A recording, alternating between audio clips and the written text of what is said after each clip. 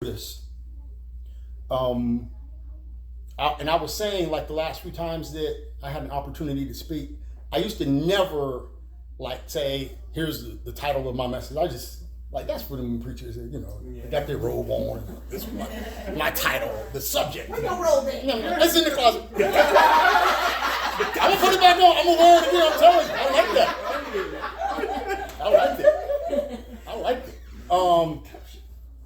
But the reason why I think I started the last few times, it's like I feel like God gives me a title. I think I want it to stick in your mind. I want it like a couple weeks later, maybe something will come back to you.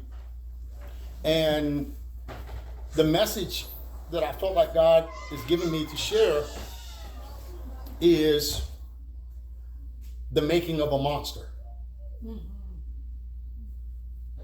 It's the making of a monster. When you think about that idea or that phrase, when people use that phrase, you done made a monster. It's when somebody is trying to destroy somebody else, and in your effort to try to destroy them, all you end up doing is making them stronger. And then that person that you tried to destroy ends up destroying you. Because you done made a monster. Right? This is about the making of a monster. And I really I pray that y'all would be obedient on this. I have like a bunch of scriptures, and I'm not going to go through all. I'm going to read them. And this is not just me. I feel like the Holy Spirit is leading me to do this. I just want y'all to write these down. I just really believe that when you get back tonight or tomorrow or at some point, I really want you to go back and I want you to read these scriptures, and I want you to meditate on them, and I want you to read them in light of what we're going to talk about. So I'm going to give y'all a minute, or if you put a note in your phone. Tiff sent this little devotional to the rest of us the other day, to me and the kids. This woman was talking about how she was at a football game or something, and she was sitting near the steps, and people kept walking up the steps, and there was a certain step, and they kept tripping over it. And she bent down and she kind of did her own little measurement on it and realized that one step was about 2 inches higher than all the other steps, and people kept tripping on it. And it's like to learn to love to the degree that God is calling us to love like that. You cannot do that kind of love without being dead to yourself. It's impossible. It doesn't work. We're in the process of learning that. Likewise, it is impossible to reach the destiny that God has for us in his kingdom without dying to ourselves. We are never going to get there.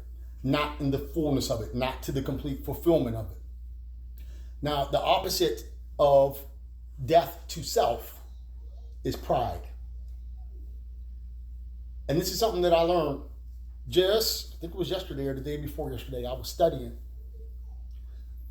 these things, and I learned a new Hebrew word. For some reason, we deal with pride all the time, and I never took the time to dig into that word, pride. The Hebrew word for pride is pronounced ga'ava. Ga'ava. And ga'ava is actually a nautical term. And what it means is, you guys ever see the sea or the ocean, and sometimes it looks calm and sometimes it's swollen. It's like the tide comes in and like all the water just swells up. And when the water swells up, it floods out everything around it. It drowns stuff and it chokes other things around it because it's swollen up. That word is the word that gets translated into the English word pride. So it means that something inside of you swells up and drowns out everything else around you. So you can have desire, your own want, what you want swells up to the point to where you can't think about what somebody else wants. That's pride. Tiff she was studying pride like years ago, and I remember her telling me, she said, I'm learning some things about pride. I'm learning that you don't have to be arrogant to be prideful. Right. You can have low self-esteem and be full of pride. Because pride is when stuff inside of you, yourself, rises up and it drowns out everything else around you. It can be your hurt. It can be your pain that rises up inside of you and drowns out everything else around you. It's ga'ava, and that's pride, and it is the opposite of death to self. And me and Tiff have been working through that. Things going on in our family, and God is saying to us, I'm calling y'all been jibber-jabbering too much. Y'all have been people who have been saying, we don't want to just be the status quo Christian. We really want to, like, God, we want to be like one of those real, like one of your real people, like that just really, when you want somebody or when you want to do something, like the people that are in your kingdom where you're like, yeah. Like, I love them all. But I'm talking about that, those people that say, I want to really go to that next level. We've been praying that too much, and maybe we should have shut up a long time ago. Now God is like, okay, all right. And I told Tiff, I was praying in the car yesterday, and I said, you know what? You ever been in any position in your life? Maybe it's doing something with work or just doing whatever it is that you're doing, and you feel like you've gone so far ahead. You guys okay? You feel like you've gone down a path so far that it's getting so hard to keep going, but you've gone too far to feel like you just stuck. Like, either now you went so far, you need to just finish. As hard as it is, like as scary as it is now, but you look back and you can't go back now. It's like trying to climb up a side of a mountain when we go hiking up the mountains. And after I lost my hearing, when I lost my hearing, the same damage to my ears also damaged my sense of balance. So I don't have the same kind of sense of balance that I used to have when I was younger before I lost my hearing. So when I get up really high places and the path is all thin and, I'm like, and I'm thinking, I don't know if I want to, go all the way up to the top but then you look back and you're like, I'm stuck. Like, I can't, it ain't nothing I can do now but just keep going up to the top because I can't go back at this point that I'm at. And that's where I am in my walk, where it's like, this is getting hard. You're asking me for some stuff. And you're doing and allowing some stuff to happen in our life where I almost wanted to say, Uncle, I'm good. But it's like, no, you done come too far. Yeah. You can't turn back now. You be stuck in no man's land. You won't even know where you won't even know what your life is about at this point if you try to quit now. You can't stop now. Yeah. So just keep on going like you blabbered your whole life. Since you've been a teenager, walking to the church, got the key to the church. I was going to the church because I had the key. And I used to pray stuff like, oh God, my friends, Lord, please save them. They doing whatever they're doing. I'm here in the house of God and I'm praying and I love you, Jesus. And I'm 18 years old, but I'm here and I love you. I'm going to serve you all days of my life. And now I'm 50 and he's like, you know what? You still want to keep going? And I'm like, I'm 50 now. Like, what? You remember what the disciples did? They said, this is hard. He said, unless you drink of my blood and eat of my flesh, you have no part in me. You remember that?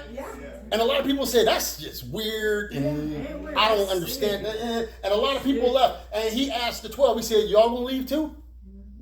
And they said, you know what? We think just like the rest of them think. That's weird. That is weird. I don't quite get it. But we don't got nowhere else to go. You are the one who has the words of life.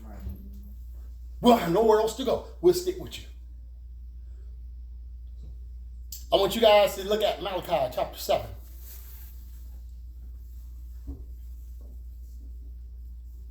This is verses 8 through 10. I'm sorry. I said Malachi. I meant to say Micah. It's Micah chapter 7.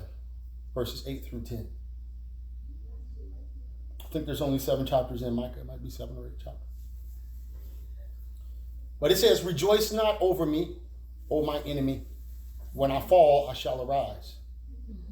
When I sit in darkness, the Lord will be a light to me. I will bear the indignation of the Lord because I've sinned against him until he pleads my cause and executes judgment for me. He will bring me out into the light. I shall look upon his vindication. Then my enemy will see, and shame will cover her who said to me, where is the Lord your God? My eyes will look upon her. Now she will be trampled down like the mire of the streets. I want you guys to write down 1 Corinthians chapter 1, verses 26 through 31. I'm just reading these scriptures. I'm not going to expound on all of them because I have not gotten to the meat of what I believe God wants me to say. Can you repeat that one? This is 1 Corinthians chapter 1. This is verses 26 through 31. It says, for consider your calling, brothers. Not many of you were wise according to worldly standards. Not many were powerful. Not many were of noble birth. But God chose what is foolish in the world to shame the wise. And God chose what is weak in the world to shame the strong. God chose what is low and despised in the world, even things that are not, to bring to nothing things that are. Let that stay in your mind. So that no human being might boast in the presence of God. And because of him, you are in Christ Jesus, who became to us wisdom from God, righteousness and sanctification and redemption, so that, as it is written, let the one who boasts boast in the Lord. I want you guys to write down 1 John 4:4. It says, little children, you are from God and have overcome them, for he who is in you is greater than he who is in the world. Hallelujah. I want you to write down 1 John 5, verses 4 and 5. It says, for everyone who has been born of God overcomes the world. My wife will tell you how many times I have said that over the last 2 weeks. And this is the victory that has overcome the world, even our faith. Who is it that overcomes the world? Except the one who believes that Jesus is the Son of God. And then here's the last passage that I have for you. It's 1 Peter chapter 5, verses 8 and 9. It's one that you're familiar with. It says to be sober-minded, be watchful. Your adversary, the devil, prowls around like a roaring lion, seeking someone to devour. Resist him, firm in your faith, knowing that the same kinds of suffering are being experienced by your brotherhood throughout the world. Now, this one I need to talk to you about just for a minute. And then I'm going to get into the meat, into the heart of what I believe God wants us to share. But this passage is 3 things that I want you guys to see in it. The first thing is that it says that the devil prowls like a roaring lion, not seeking somebody to bother, not seeking somebody to bite, not seeking somebody to hurt, not seeking somebody to slap around, not seeking somebody to make them feel bad. He is looking for people to devour. That means to take something and consume it, put it down inside of you, and destroy it with your digestive juices. Satan is not looking to get on your nerves. He is looking to destroy you. Jesus. And when you think that God is not this, and God hasn't been doing that, and I've been waiting on God for this, and I've been waiting on God for that, and where is he? God is with you, and he's for you, because if he wasn't with you or for you, you'd be dead already. Because your enemy is not trying to bite you. If God wasn't on your side, you would have already been digested, and everything would be over. All right? The things that you have been through at the hand of the devil have been things that you have been through because God has allowed it, because as nasty as the devil is, he's still God's devil. good. Tell it. That's good. Tell it. You got no problem. It's a lot of things that God himself is doing in your life, outsourcing it. I like that. I like that. To somebody who is so willing to play that role because they want to see you destroyed so badly that God will say, just like he did with Job, some things I want Job to understand. You want to kill him, don't you? You want to kill Job so bad. You hate him, don't you? Don't you, devil? You know what? This is what I'll let you do to him. And the reason why I'm going to let you do stuff to him, if you notice with Job, the devil couldn't do anything more than what God allowed him to. Right. Thank you, Lord.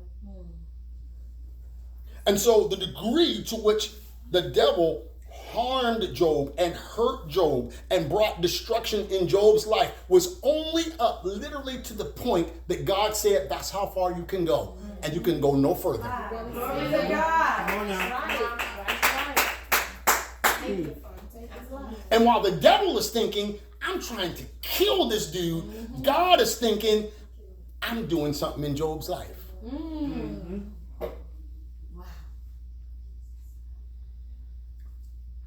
The devil is playing checkers and God is playing chess. And he's using the enemy who wants to destroy you to make a monster out of you. Yeah. God is in the process of making a monster. And when he gets done, you're going to be nasty. I'm telling you, up on another level. When me and Tip have been talking about this stuff, we've been talking about this for weeks. And then the more I was talking about it, then the more, please forgive my language, I guess I mean that. Whole hell has been breaking loose. Just all kinds of just stuff in our family, around our family, just all kinds of stuff. And I told Tip, I said, it's bringing, something is coming back to my mind. And I said, this movie is coming back to my mind. And it's actually a movie that I don't think I would watch now. It's just, I think that I kind of have come to a place where I don't think it's the kind of movie that I would kind of want to sit and watch anymore. But when it came out, it was like my favorite movie. Like, I loved this movie, right? I said, it seems like there's so much like happening with us that is reminding me of this movie.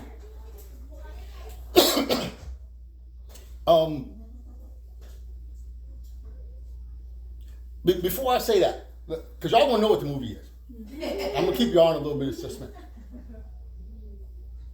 But across the range, I feel like I'm supposed to say this. I wrote this down. Across the range of the various people who may be listening to me right now, whoever I'm sharing this with, people that I love, if you end up with this, it's because I love you and you're on my heart, and I believe you need to hear this message. But there's a spectrum of varying depths to which each of us have encountered spiritual warfare. All right? And by spiritual warfare, I mean dealing with the concerted effort by demonic and spiritual forces, working in sometimes very obvious and sometimes very difficult to discern ways, right? Trying to conduct, if at all possible, like we just said, the killing and the stealing and the destruction of your life.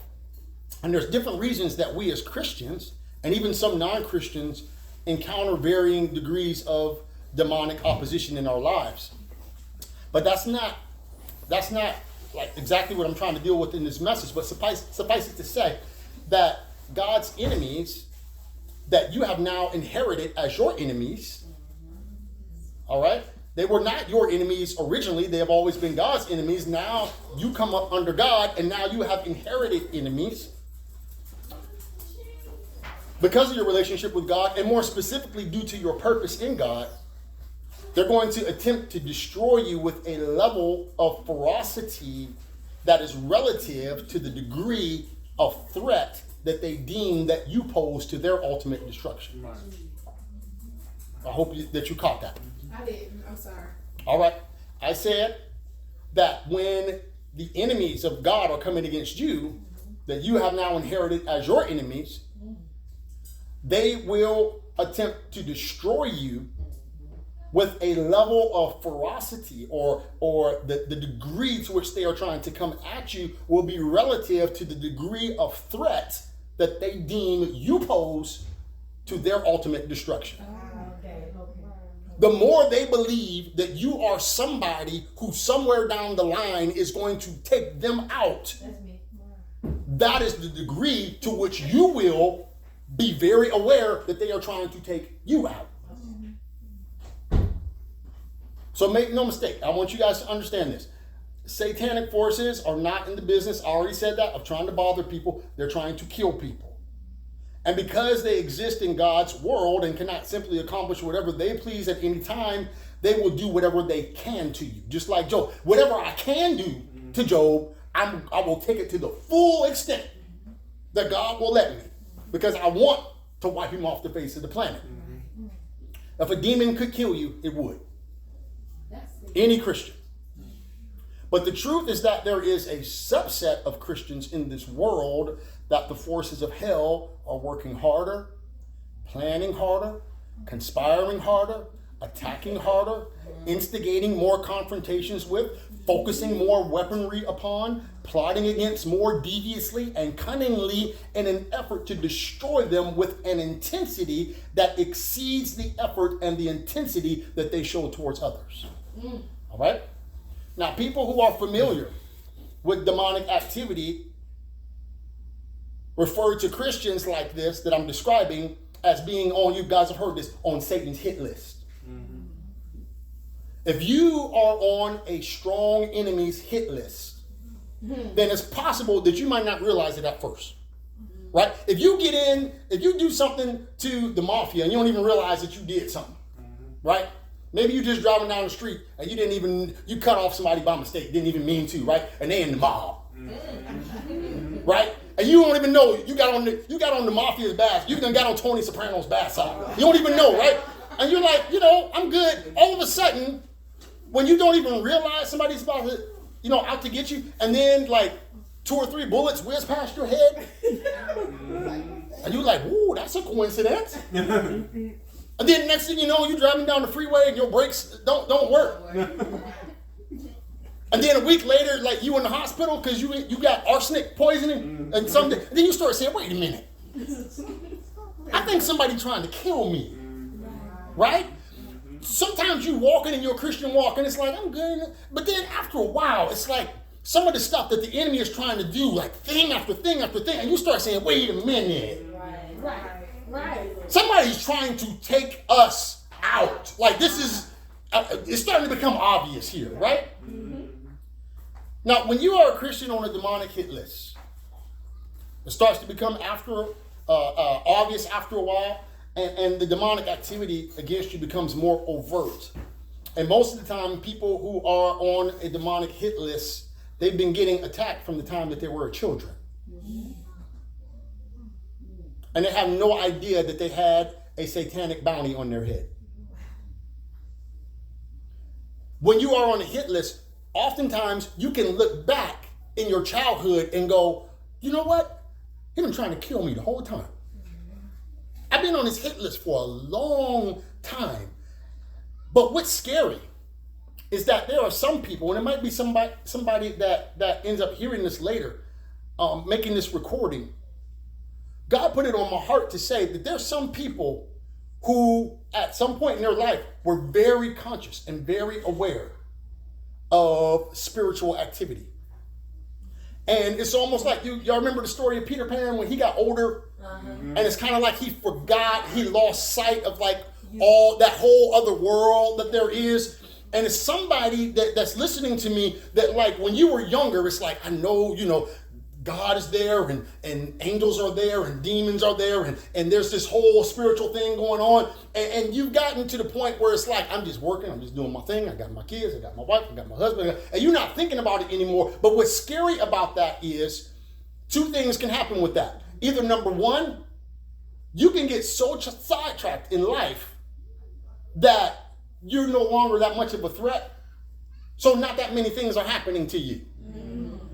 Or you can kind of forget about that stuff, and this is even scarier, and you're still on the hit list. Right. Wow. And don't have an awareness of what's going on, and you still have a target on your back, and you're not even thinking about it. That's a scarier place to be. Yes. All right?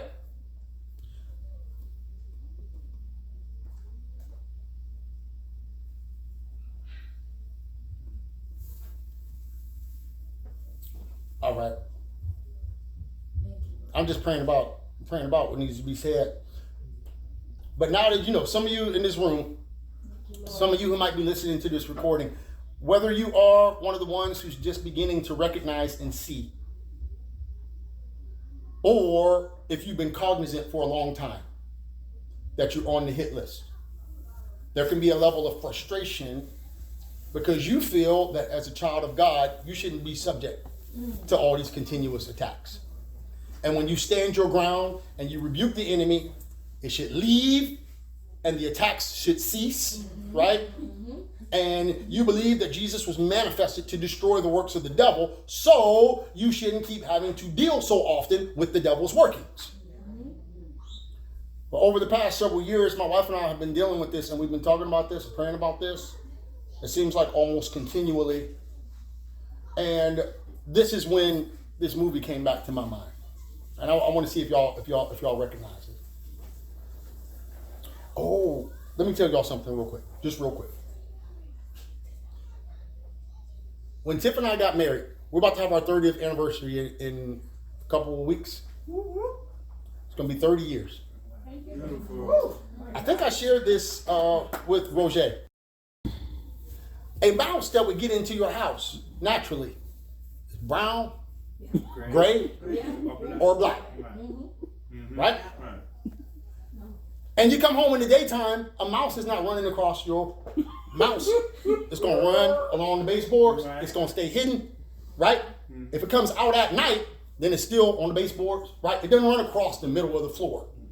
And it doesn't run across the middle of the floor and then say, I'm about to die. I think this is exactly where I'm just going to lay down. And then I'm going to stretch myself out and stretch my tail out. And this is where I'm going to die. I love it. Right? That was somebody's mouse. And somebody got inside of our house and put that dead mouse right in front of the door. So as soon as we opened it, bam, that's what you see. No way. Now, this is the thing. I'm like, okay, we're under demonic attack. There's some witch or something. Somebody's trying to do something, right? And it's demonic. This was all within like 4 to 6 weeks, all three of these things. I'm like, I want to understand what this is.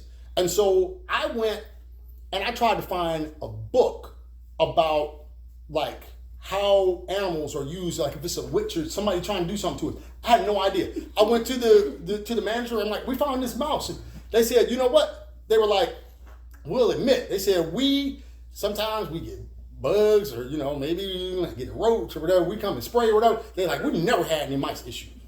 Now, and I believe them because I'm like, that's not the kind of mouse that would be anyway.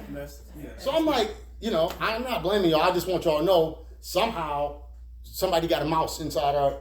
Did anybody else have a key? Because we have not authorized. No, nobody else had it. Somehow a mouse got inside the house, sitting right there.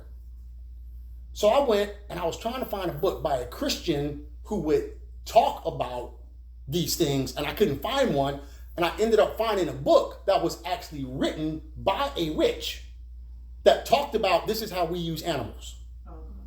So when we are trying to do stuff and we incorporate animals in what we're doing, this is what, and it had all these different kinds of animals. So it had, if you are seeking the spirit of wisdom or whatever, then you pray these certain prayers and these certain incantations, and then you can expect within the next weeks or months, then there'll be an owl that will be somewhere in your proximity and you will begin to notice it or whatever. And so all these different animals mean these different things. And I looked up mice, and a mouse represents keen hearing and eyesight. Within about 4 months after all that happened with the mouse and all that, I started going deaf. Up until that point, I used to make fun, like just be, because I was already in my 20s and never had to wear glasses before in my life.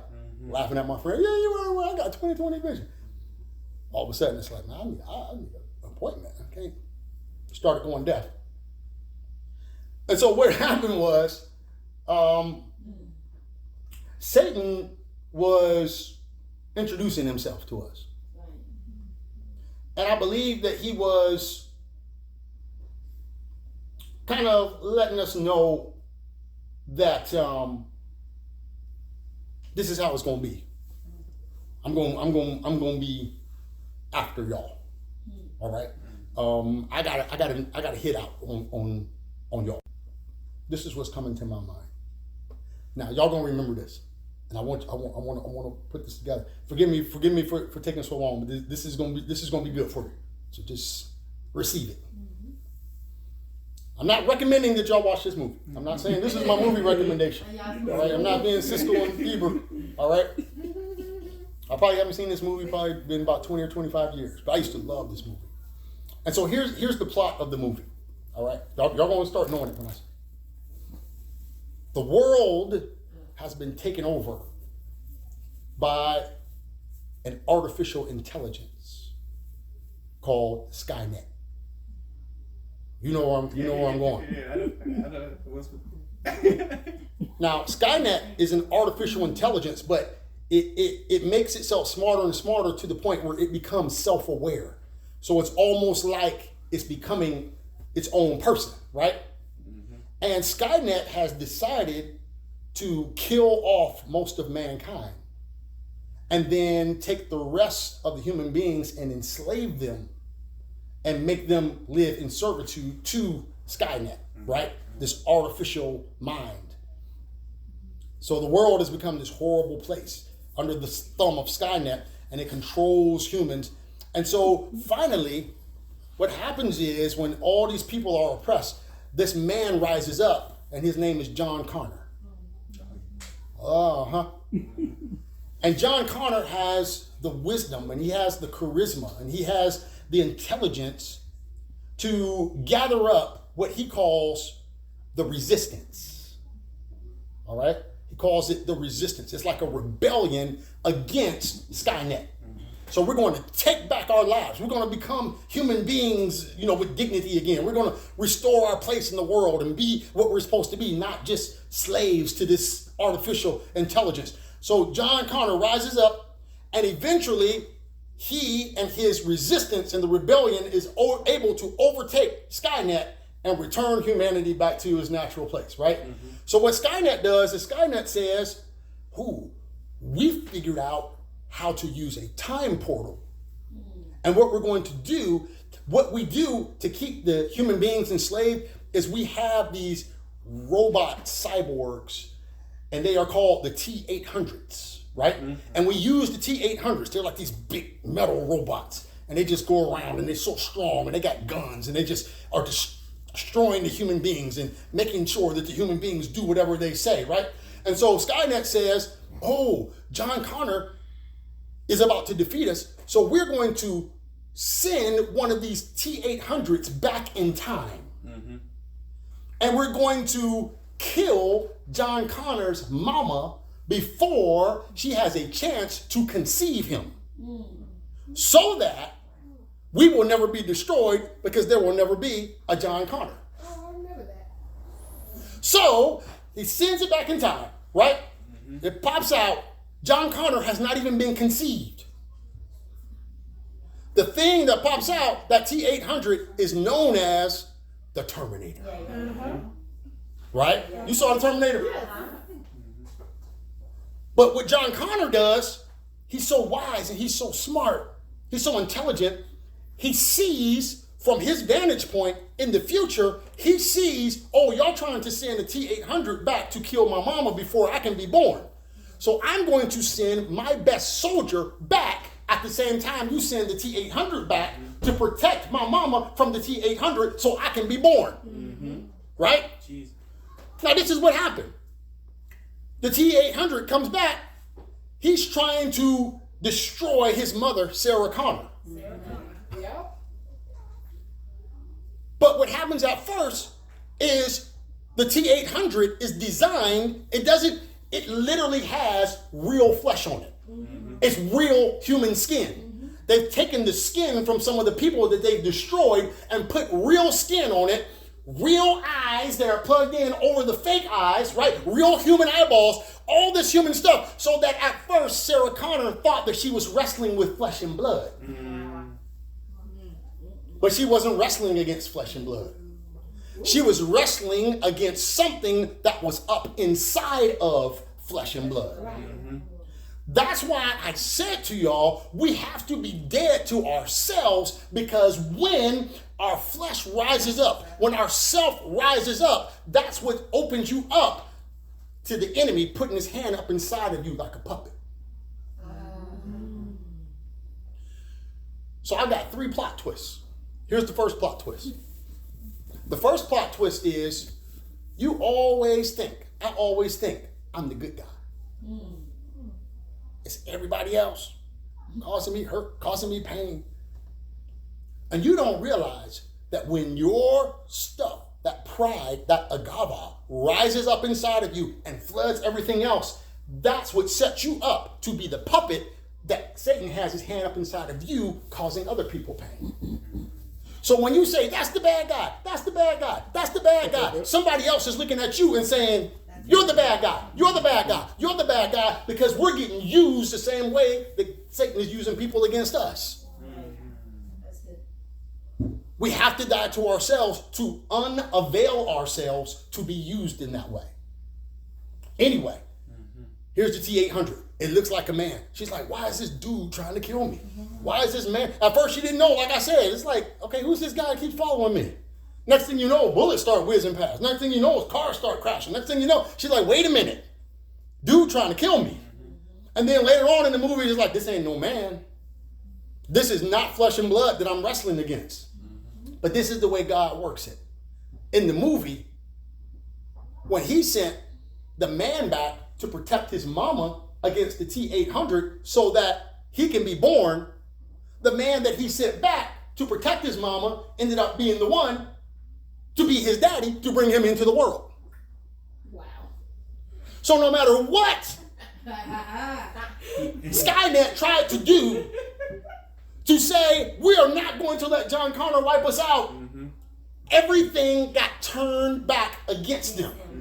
So there was no way for them to prevent their destruction. Then part 2 came out. Part 2 came out because part 1, they weren't able to stop John Connor. So they said, we got this new kind of robot now. It's called the T-1000. Y'all remember Terminator 2? Yeah. It's like all this liquidy kind of, it's made out of mercury, and it can like change form and change shape, and it can turn its fingers into knives and all this kind of stuff, right? So it's coming out, and it's trying to get him. And so now John Connor's like, y'all trying to kill me again.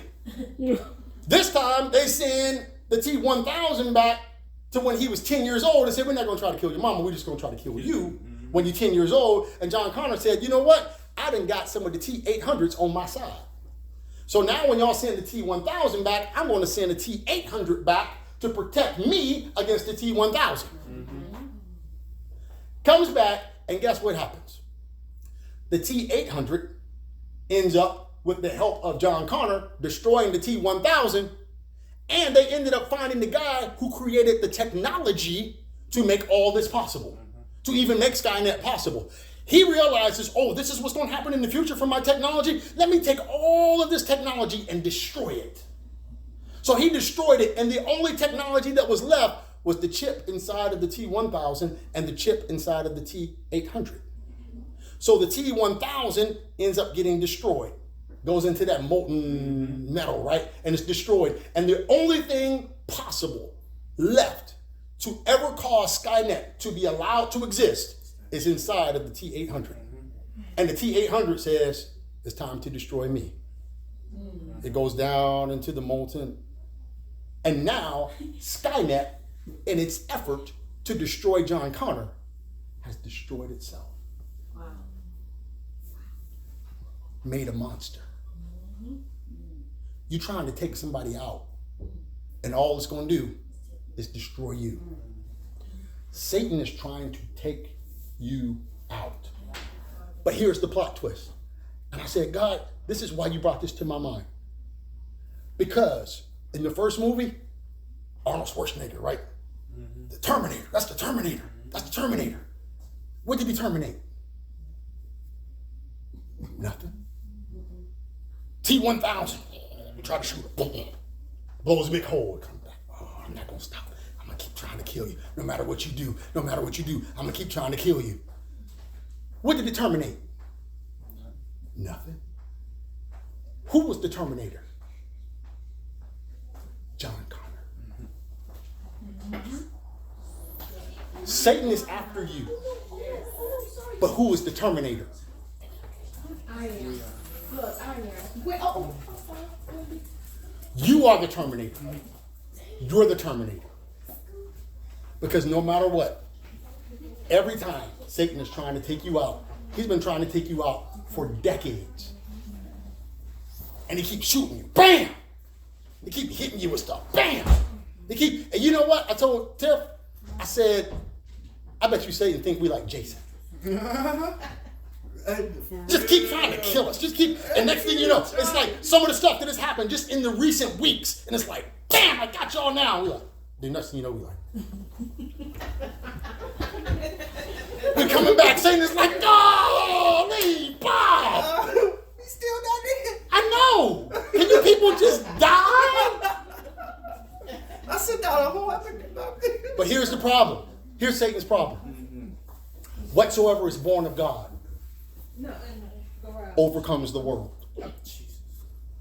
And this is the victory that overcomes the world. Even our faith.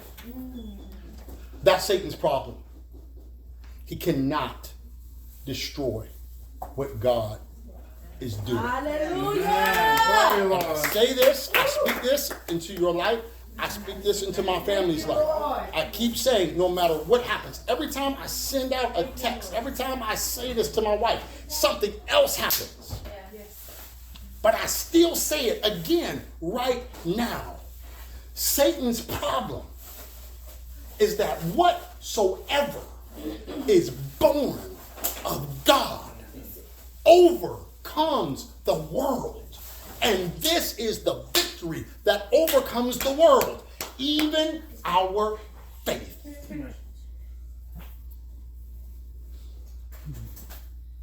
We have to resist. It's the last thing I promise I'm going to say.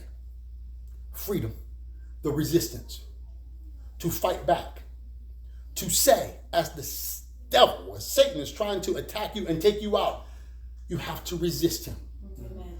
Resist does not mean Tim is trying to get me to come over there and I'm like, nope, I'm being stubborn. Nope, I'm not going. Resistance is more than that. Resistance is putting up a fight. Yes. Resistance is saying, oh, you're trying to take me out. By resisting, I'm firing back. I'm coming back at you. And I'm not going to give up. I used to say all the time, this is what freedom is. When you were in school and a bully came up to you and said, give me your lunch money. And you're like, no, man, you can't have it. Freedom is not when God puts a force field around you and then you just keep walking and the bully is like, I can't get it. That's not freedom. Freedom is when you say, no, bro, you can't have my lunch money. He's like, no, I want it. Can't have it. No, I want it. And then he pops you. But freedom is you popping back. And then he pops you again and your eye is black. And then you pop him and his lip is busted. And then he pops you. And then you pop him. And by the time you get done with the fight and he finally leaves you alone, your eye is busted, lip busted, knee stitches all up here, right? Collarbone hurt, all aching. You fell down, scraped your pants open, got a big thing on your knee. But you know why you're free? Because your lunch money's still in your pocket. Hallelujah. Hallelujah. It's not no fight. Right. Yeah. That's good. That's good. No fight. But your lunch money is still in your pocket. You have to fight for something. So that's the word. Don't get it mixed up. The enemy that's after you is not the Terminator. You are the Terminator. Hallelujah. And that was that first passage. Go back and meditate on it. Because it says that God has chosen not many mighty, not many noble.